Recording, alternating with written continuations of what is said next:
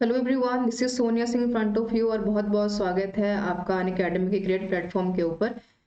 तो इस छोटे से सेशन में मैं डिस्कस करूंगी आपके साथ जो काफी ज्यादा चर्चा में है। जब से एनटी यूजीसी नेट ने एग्जाम लिया है पूरे 17 महीने बाद, अपने आप में सोचने वाली बात है। 17 महीने बाद एग्जाम लिया है, 2 से 3 बार एग्जाम शेड्यूल हो चुका है, फिर दोबारा से रीशेड्यूल हो चुका है।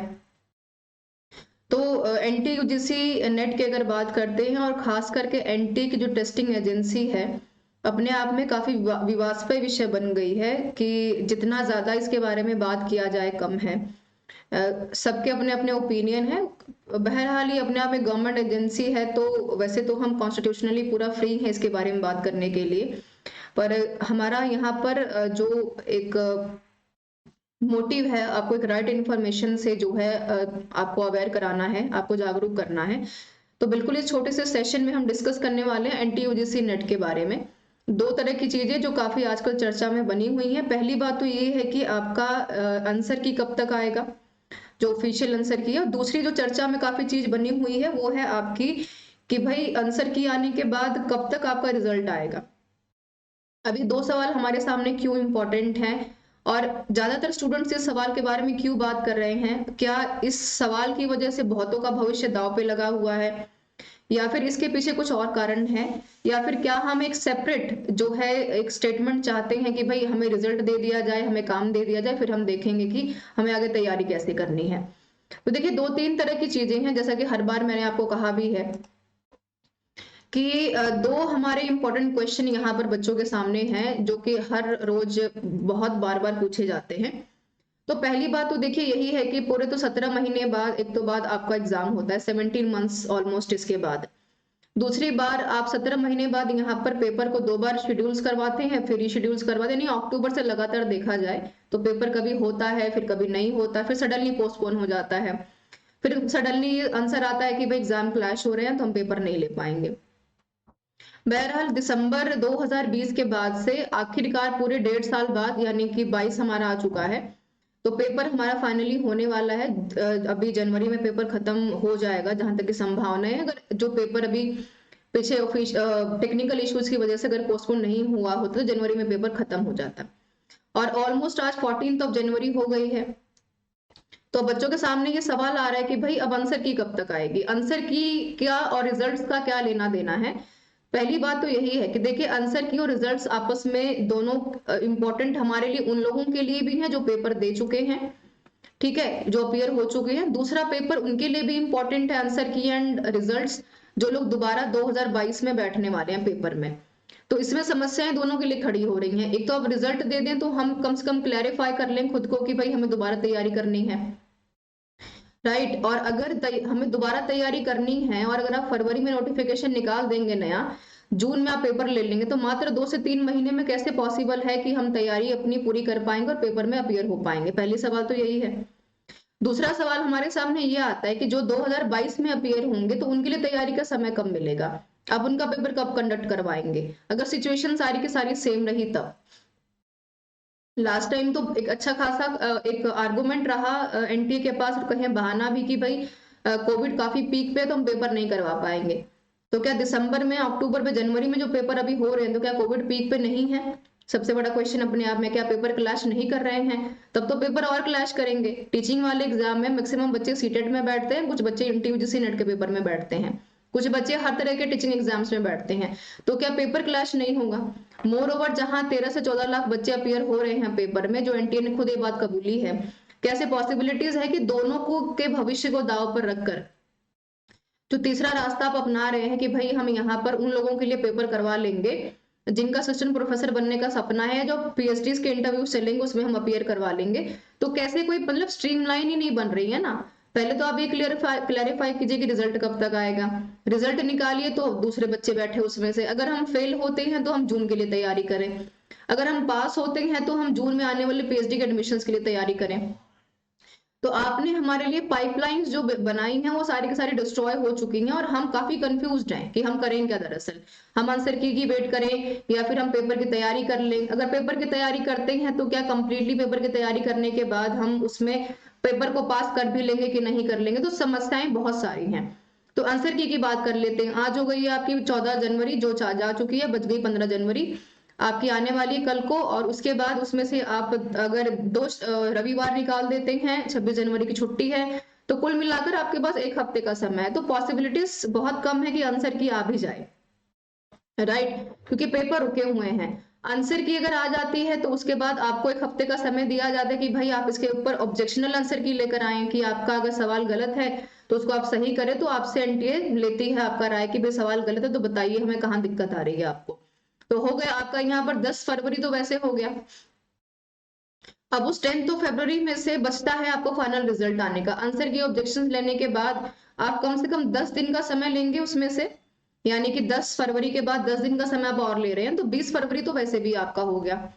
तो 20 फरवरी के बाद अगर आप रिजल्ट दे भी देते हैं तो इस बीच में आप बाकी का बचता है 28 दिन का आपका फरवरी है, तो 28 दिन में आप लोग रिजल्ट लेंगे, फिर हम मेंटली प्रिपेयर होंगे कि भाई हम कहाँ एडमिशंस ले, नहीं कर पाए, पास कर पाए तो हम रिजल्ट्स के लिए क्या दोबारा नए सिरे से तैयारी करें, या इसी फरवरी में आपको नया नोटिफिकेशन भी निकालना पड़ेगा। दो चीजें आपको करनी पड़ेंगी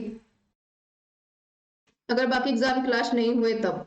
तो इसमें सबसे बड़ी संभावना एनटीए के लिए ये है कि या तो वो रिजल्ट दे पहले क्लियर कट तरीके से, या फिर यहाँ पर वो बात करे उन लोगों के लिए जहां पर ये लोग आंसर की के बाद अपने फाइनल रिजल्ट्स की तरफ जा रहे हैं, या अपने 2022 के फाइनल कट ऑफ की वेट कर रहे हैं, राइट, की नोटिफिकेशन की वेट कर रहे हैं कि 22 का जो नोटिफिकेशन है 2022 के लिए कब आएगा हमारे लिए।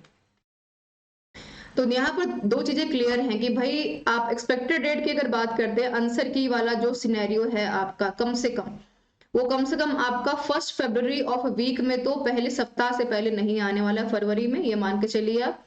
रही बात रिजल्ट की, तो आपका जो फरवरी वाला पूरा सीजन है, मंथ है, वो आपका जाएगा रिजल्ट आने की वेटिंग में। वो हो सकता है 15-20 को आ जाए फरवरी को, हो सकता है 28 फरवरी को आ जाए, उससे लेट नहीं होगा, ये तो इंश्योरिटी है, कम से कम फरवरी में तो रिजल्ट आ ही जाएगा आपका। पर उस बीच में एक काम एनटी को और करना है, एक नोटिफिकेशन भी आपको लिए निकालना है, किसके लिए, जून 2022 के लिए। तो इस बार लगता नहीं है कि समस्याएं बहुत एक्सट्रीम पर जाने वाली हैं कोविड के चलते, तो पेपर भी आपका होगा। तो आप मान के चलें कि जो जून वाला आपका महीना है, लास्ट वीक ऑफ जून, उसमें आपकी नोटिफिकेशन आने के बाद एग्जाम स्टार्ट हो जाएंगे।